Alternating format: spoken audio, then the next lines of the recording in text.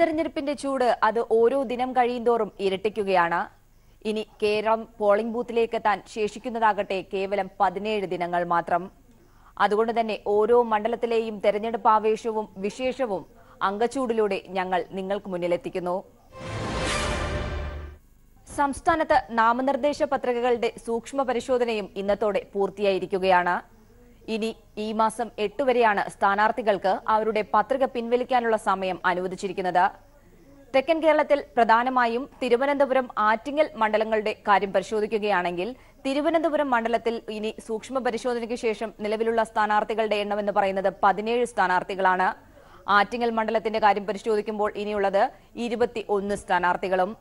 S Jeevankumar തയ്യാറാക്കിയ റിപ്പോർട്ടിലേക്ക്.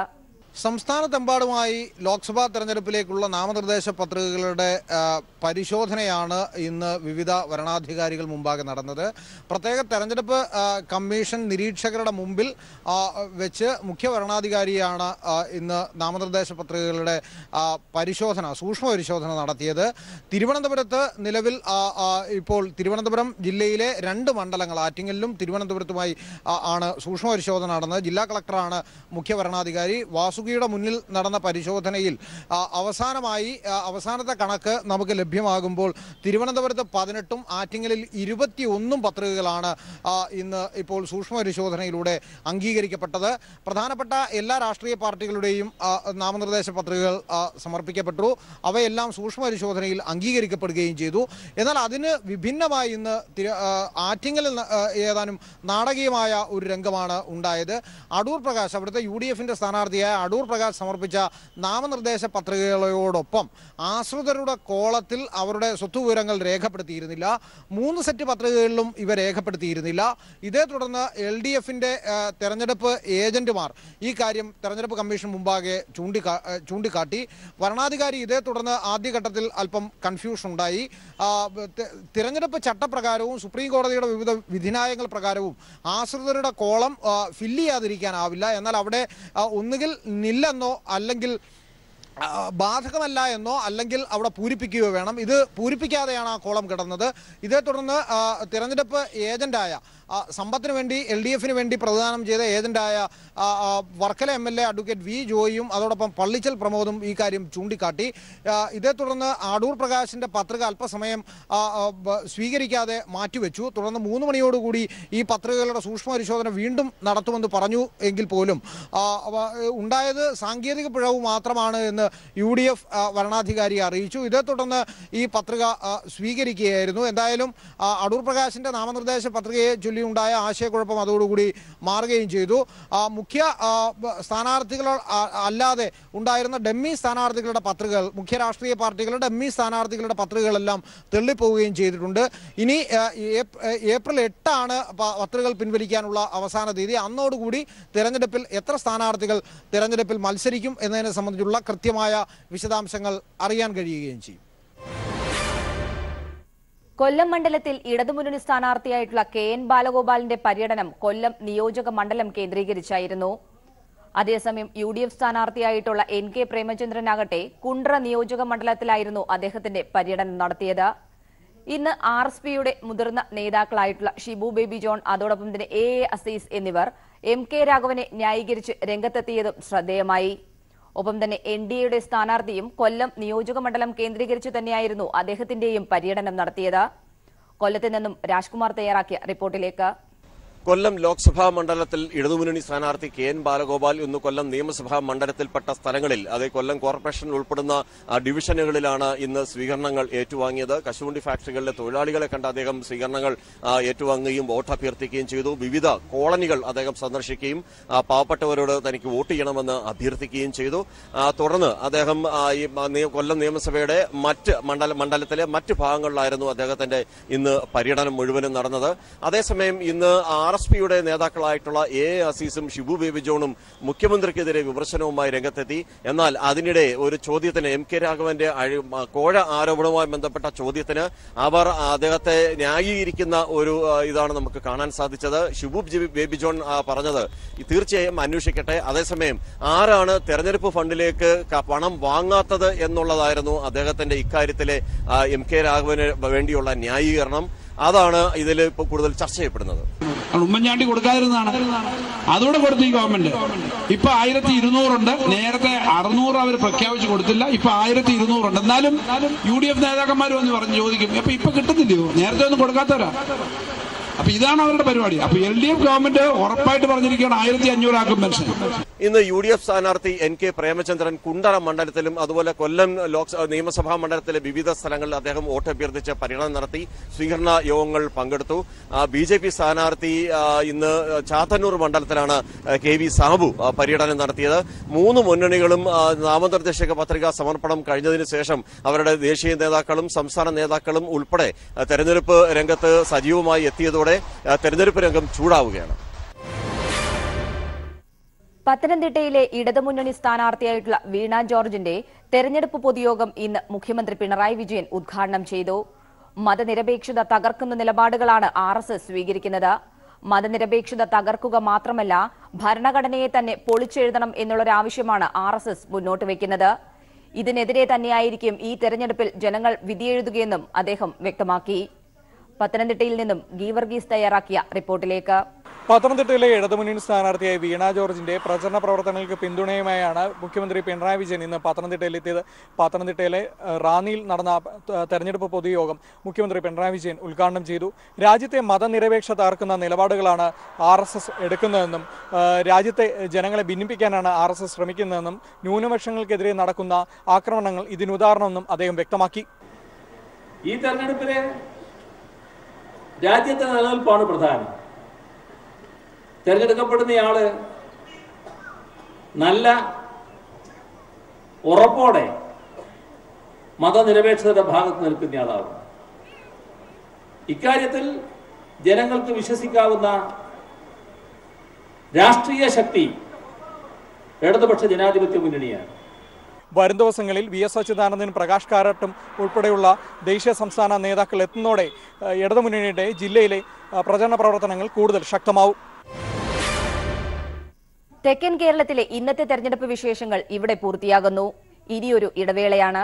ഇടവേളയ്ക്ക് ശേഷം മധ്യകേരളത്തിലെ തെരഞ്ഞെടുപ്പിന്റെ സമഗ്ര ചിത്രവുമായി കൊച്ചിയിൽ നിന്നും ഉമേഷ് ചേരും. മധ്യകേരളത്തിലും തെരഞ്ഞെടുപ്പ് പ്രചാരണ രംഗം കൂടുതൽ ചൂടുപിടിക്കുകയാണ്. മൂന്ന് മുന്നണികളുടെയും പ്രധാനപ്പെട്ട നേതാക്കളാണ് വിവിധ ദിവസങ്ങളിലായി മണ്ഡലങ്ങളിലെ പൊതുയോഗത്തിൽ സംസാരിക്കാനായി എത്തിക്കൊണ്ടിരിക്കുന്നത്. കോട്ടയം മണ്ഡലത്തിൽ ഉൾപ്പെട്ട മുളന്തുരുത്തിയിൽ ഇടത് സ്ഥാനാർത്ഥി VN വാസവന് വേണ്ടി ഇന്ന് തെരഞ്ഞെടുപ്പ് പ്രചാരണ പൊതുയോഗത്തിൽ സംസാരിക്കാനായി എത്തിയത് മുഖ്യമന്ത്രി പിണറായി വിജയനായിരുന്നു.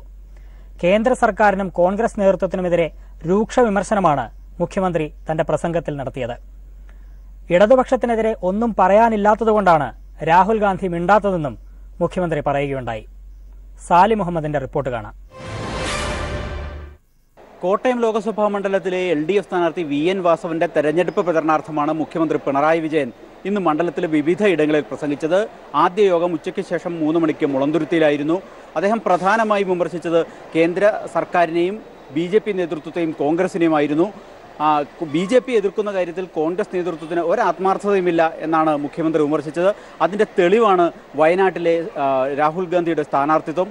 മാത്രമല്ല, വയനാട്ടിൽ എത്തിയ രാഹുൽ ഗാന്ധി പറഞ്ഞത് LDFനെയോ CPMനെയോ വിമർശിക്കാൻ തങ്ങളില്ല എന്നതാണ്. പക്ഷേ എന്താണ് LDFനെ വിമർശിക്കാനുള്ളത് എന്ന് മുഖ്യമന്ത്രി ചോദിച്ചു. മാത്രമല്ല, ഇനി വിമർശിക്കാനാണെങ്കിൽ LDFനെതിരെ പറയാനാണെങ്കിൽ രാഹുൽ ഗാന്ധിക്ക് പറയാം. അതിന് തങ്ങൾ പറയുന്ന മറുപടിയും കേൾക്കേണ്ടി വരും എന്നാണ് മുഖ്യമന്ത്രി പറഞ്ഞത്. ഇടതുപക്ഷത്തെ പരാജയപ്പെടുത്താൻ ശ്രമിക്കുക, ഇതാണോ ഇന്നത്തെ ഇന്ത്യൻ രാഷ്ട്രീയത്തിൽ വേണ്ടത്? ഇന്നത്തെ ഇന്ത്യൻ രാഷ്ട്രീയത്തിന്റെ ഗൗരവാവസ്ഥ ഉൾക്കൊണ്ട ഏതെങ്കിലും ഒരു ദേശീയ നേതാവിനും പാർട്ടിക്കും ഇത്തരമൊരു സമീപനം സ്വീകരിക്കാൻ കഴിയുമോ? ഇപ്പൊ പറയാണ് ഞങ്ങൾ ഇടതുപക്ഷത്തിനെതിരെ ഒന്നും പറയുന്നില്ല, നിങ്ങൾ എന്ത് പറഞ്ഞാലും ഞാനൊന്നും തിരിച്ചു പറയില്ല. എന്താണാവോ പറയാനുള്ളത്? ഇവിടുത്തെ കാര്യം വേണമെങ്കിൽ എണ്ണാലോ.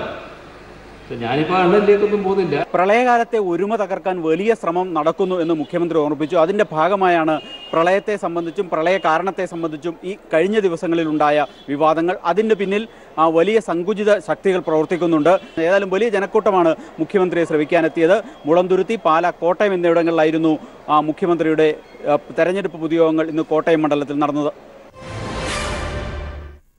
ഒളിച്ചോടി വയനാട്ടിലേക്ക് വന്ന രാഹുൽ ഗാന്ധി ഉൾപ്പെടെ മുഴുവൻ കോൺഗ്രസ് സ്ഥാനാർത്ഥികളെയും തോൽപ്പിക്കണമെന്ന് കോടിയേരി ബാലകൃഷ്ണൻ. ഇടുക്കിയിൽ ഇടത് സ്ഥാനാർത്ഥി ജോയ്സ് ജോർജിന്റെ തെരഞ്ഞെടുപ്പ് പ്രചാരണ പൊതുയോഗത്തിൽ സംസാരിക്കുകയായിരുന്നു കോടിയേരി. പ്രധാനമന്ത്രിയാകാനല്ല രാഹുൽ ഗാന്ധി മത്സരിക്കുന്നത്, പകരം പ്രതിപക്ഷ നേതാവാകാനാണ് അദ്ദേഹം മത്സരിക്കുന്നതെന്നും കോടിയേരി പറയുകയുണ്ടായി. BJPക്കെതിരായ മതേതര ശക്തിയെ ദുർബലപ്പെടുത്തുകയാണ് കോൺഗ്രസ് എന്നും കോടിയേരി ബാലകൃഷ്ണൻ പറയുകയുണ്ടായി. ഇടുക്കിയിൽ നിന്നും സമീറിന്റെ റിപ്പോർട്ട് കാണാം. വിശാല സഖ്യം രൂപീകരിച്ച് BJP സർക്കാരിനെ താഴെയിറക്കേണ്ട കോൺഗ്രസ് ചെയ്യുന്നത് ഇത്തരം നീക്കങ്ങൾക്ക് തുരങ്കം വെക്കുകയാണ്. രാഹുൽ ഗാന്ധി മത്സരിക്കുന്നത് പ്രധാനമന്ത്രിയാകാനല്ല പ്രതിപക്ഷ നേതാവാകാനാണ് എന്നും CPIM സംസ്ഥാന സെക്രട്ടറി കോടിയേരി ബാലകൃഷ്ണൻ പറഞ്ഞു. BJPയെ അവരുടെ തട്ടകത്തിൽ അവരുടെ മടയിൽ കയറി ആക്രമിക്കേണ്ടതിന് പകരം ഒളിച്ചോടുകയാണ് രാഹുൽ ഗാന്ധി ചെയ്തിരിക്കുന്നത്. വയനാട്ടിൽ ഈ ഒരു രാഷ്ട്രീയ അഭയം തേടിക്കൊണ്ടാണ് രാഹുൽ ഗാന്ധി എത്തിയിരിക്കുന്നത്. അതിന് ശക്തമായിട്ടുള്ള ഒരു ഷോക്ക് ട്രീറ്റ്മെന്റ് നൽകണമെന്നും അതിന് ഉത്ഭുതരായ വോട്ടർമാർ അത്തരം നീക്കം തന്നെയായിരിക്കും നടത്തുക എന്നും CPIM സംസ്ഥാന സെക്രട്ടറി കോടിയേരി ബാലകൃഷ്ണൻ പറഞ്ഞു. കോൺഗ്രസിന്റെ കേന്ദ്ര നേതൃത്വത്തിന്റെ രാഷ്ട്രീയ പാപ്പരത്വത്തിന്റെ ഫലമാണിത്. രാഹുൽ ഗാന്ധിക്ക് ഇപ്പോൾ പ്രധാനമന്ത്രിയാകണമെന്നുള്ളതല്ല ഉദ്ദേശം, ഒരു പ്രതിപക്ഷ നേതാവായാൽ മതി എന്നുള്ളതാണ്. എന്നാൽ ഇടതുപക്ഷത്തിന്റെ ഉദ്ദേശം അതല്ല. BJP അധികാരത്തെ പുറത്താക്കണം, കേന്ദ്രത്തിൽ ഒരു മതനിരപേക്ഷ സർക്കാർ രൂപീകരിക്കണം. അതിനുവേണ്ടി സാധ്യമാകുന്ന എല്ലാ നിലപാടുകളും ഇടതുപക്ഷ ജനാധിപത്യ പ്രസ്ഥാനം സ്വീകരിക്കുക തന്നെ ചെയ്യും. മുമ്പും കോൺഗ്രസിന്റെ നേതൃത്വത്തിലല്ല ഇന്ത്യയിൽ BJP ഗവൺമെന്റ് പുറത്താക്കിയത്. മോദി വീണ്ടും അധികാരത്തിലെത്തിയാൽ ഇന്ത്യയിൽ ഉണ്ടാകാൻ പോകുന്നത് ഹിറ്റ്ലർ മോഡൽ ഭരണമായിരിക്കും. ഭരണഘടന മാറ്റിയെഴുതാൻ ശ്രമിച്ചവരാണ് BJPയും RSSും. അതുകൊണ്ട് ഇനിയും മോദി അധികാരത്തിൽ വന്നാൽ അത്തരം ശ്രമങ്ങൾ തന്നെയായിരിക്കും ഉണ്ടാവുക. അത്തരം ഒരു നീക്കത്തിന് ശക്തമായിട്ടുള്ള ഒരു തടയിടേണ്ടതുണ്ട്. അതിന് ഒരു ജനാധിപത്യ മതേതരത്വ മുന്നണിയാണ് അധികാരത്തിൽ വരേണ്ടത്. ഇടതുപക്ഷത്തിന് വ്യക്തമായിട്ടുള്ള സ്വാധീനമുള്ള ഒരു മുന്നണിയാണ് ഉണ്ടാകേണ്ടത്. അതിന് ജനങ്ങൾ വോട്ട് ചെയ്യണമെന്നും CPIM സംസ്ഥാന സെക്രട്ടറി കോടിയേരി ബാലകൃഷ്ണൻ പറഞ്ഞു. ഇന്ന് 2 ഇടങ്ങളിലാണ് കോടിയേരി വോട്ട് അഭ്യർത്ഥിക്കാനെത്തിയത്. ഇടുക്കിയിലെ ഇടത് സ്ഥാനത്ത് അഡ്വക്കേറ്റ് ജോയ്സ് ജോർജിന് വേണ്ടി മുരിക്കാശ്ശേരിയിലും തുടർന്ന് രാജാക്കാടും അദ്ദേഹം വോട്ട് അഭ്യർത്ഥിച്ചു. മന്ത്രി M.M. മണി, അതോടൊപ്പം തന്നെ CPIMന്റെയും മറ്റ് ഘടകകക്ഷികളുടെയൊക്കെ പ്രമുഖരായിട്ടുള്ള നേതാക്കളും ഈ യോഗങ്ങളിൽ പങ്കെടുത്തു. ആലപ്പുഴയിൽ പ്രചാരണം കൊഴുക്കുകയാണ്. ഇടത് സ്ഥാനാർത്ഥി AM ആരിഫിന്റെ തെരഞ്ഞെടുപ്പ് പ്രചാരണ പരിപാടിയിൽ സംസാരിക്കാനായി മുഖ്യമന്ത്രി നാളെ ആലപ്പുഴയിലെത്തും.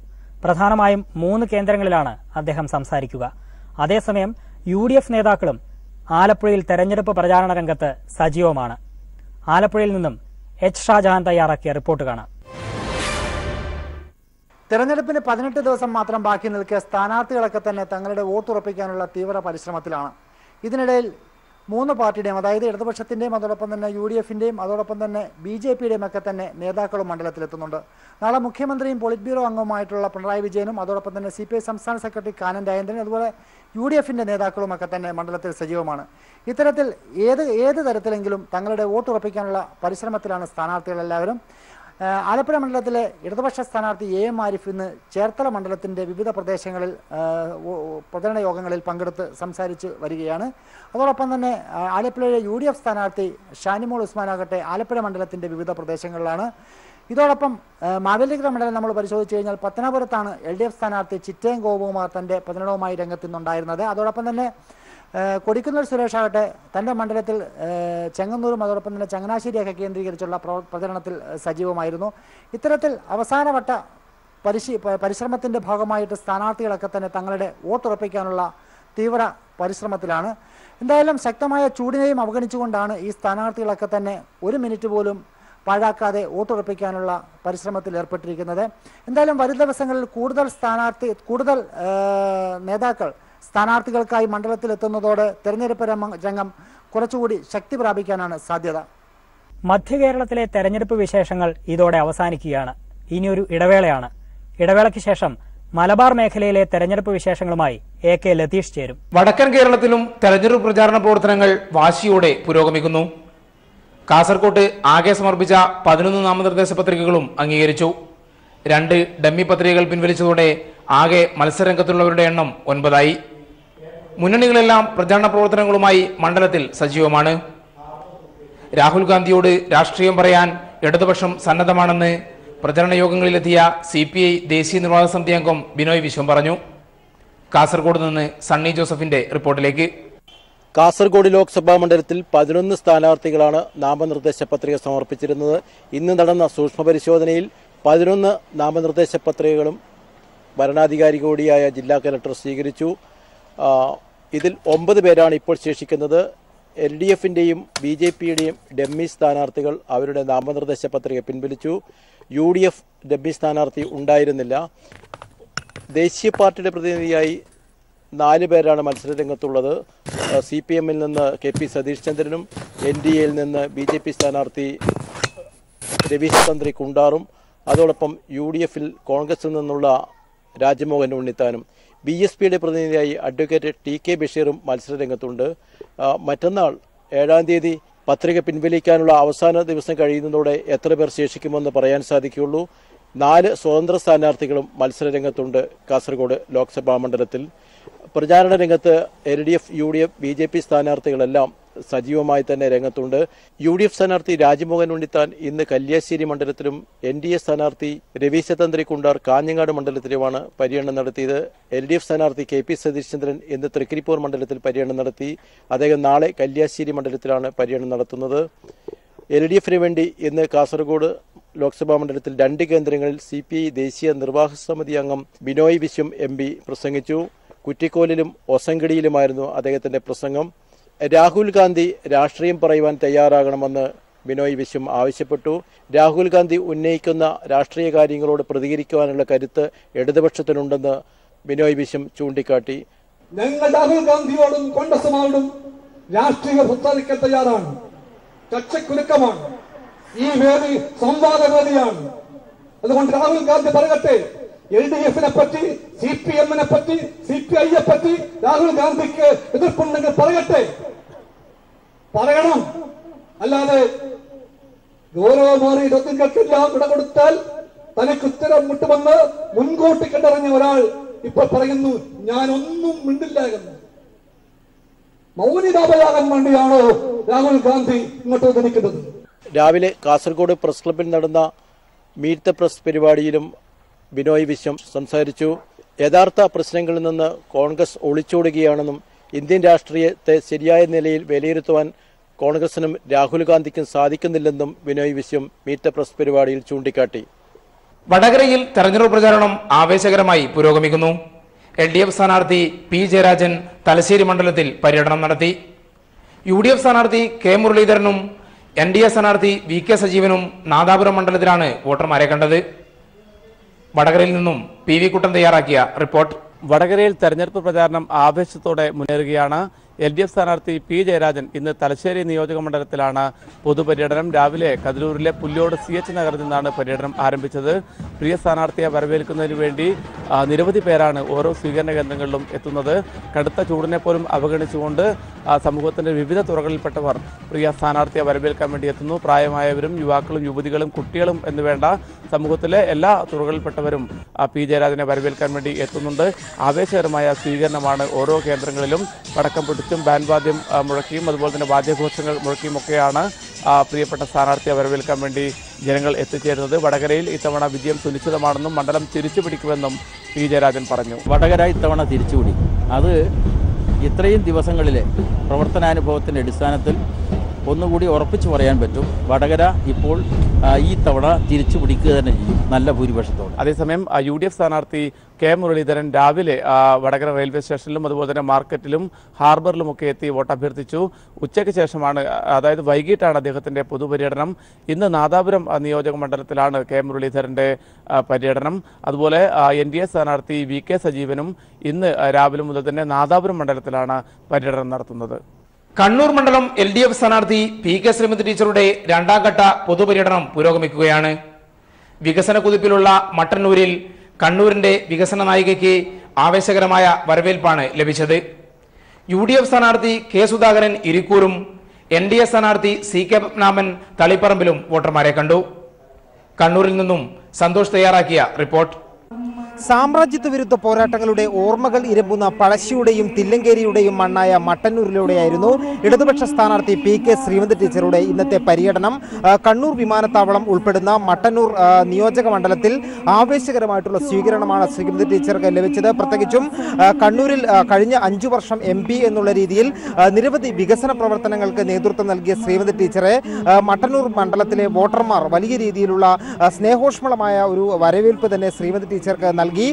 ഈ മട്ടന്നൂരിന്റെ വികസന കുതിപ്പിലുള്ള മട്ടന്നൂരിൽ വീണ്ടും കൂടുതൽ വികസനം എത്തിക്കുന്നതിനായിട്ടുള്ള പരിശ്രമം ഉണ്ടാകുമെന്ന്, വീണ്ടും MP ആയി തിരഞ്ഞെടുക്കപ്പെട്ടാൽ അത്തരത്തിലുള്ള വലിയ പരിശ്രമം ഉണ്ടാകുമെന്ന് ശ്രീമതി ടീച്ചർ പറഞ്ഞു. ഒരു 4-5 കൊല്ലത്തിനുള്ളിൽ ഇതേ രീതിയിൽ പോവുകയാണെങ്കിൽ കേരളത്തിലെ ഏറ്റവും വലിയ വികസിത നഗരങ്ങളിലൊന്നായിട്ട് മട്ടന്നൂരും പരിസരവും മാറും.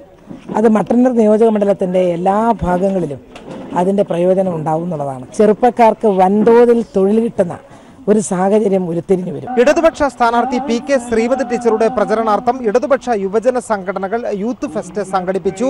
നടുവിലും ചക്കരക്കല്ലിലുമാണ് യൂത്ത് ഫെസ്റ്റ് സംഘടിപ്പിച്ചത്. കലാ സാംസ്കാരിക പ്രവർത്തകരെ അണിനിരത്തിക്കൊണ്ടാണ്, അതോടൊപ്പം തന്നെ ആയിരക്കണക്കിന് യുവജനങ്ങൾ അണിനിരന്നുകൊണ്ടാണ് യൂത്ത് ഫെസ്റ്റ് സംഘടിപ്പിച്ചത്. യൂത്ത് ഫെസ്റ്റിൽ പ്രശസ്തരായ കലാ സാംസ്കാരിക പ്രവർത്തകർ അണിനിരന്നു.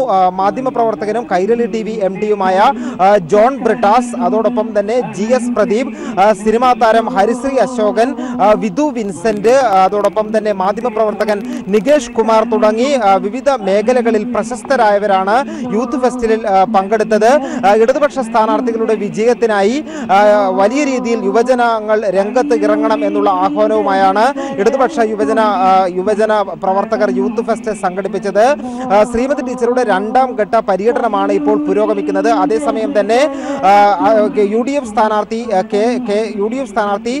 കെ സുധാകരൻ ഇരിക്കൂർ മണ്ഡലത്തിലും NDA സ്ഥാനാർത്ഥി CK പത്മനാഭൻ തളിപ്പറമ്പിലുമാണ് ഇന്ന് പര്യടനം നടത്തിയത്.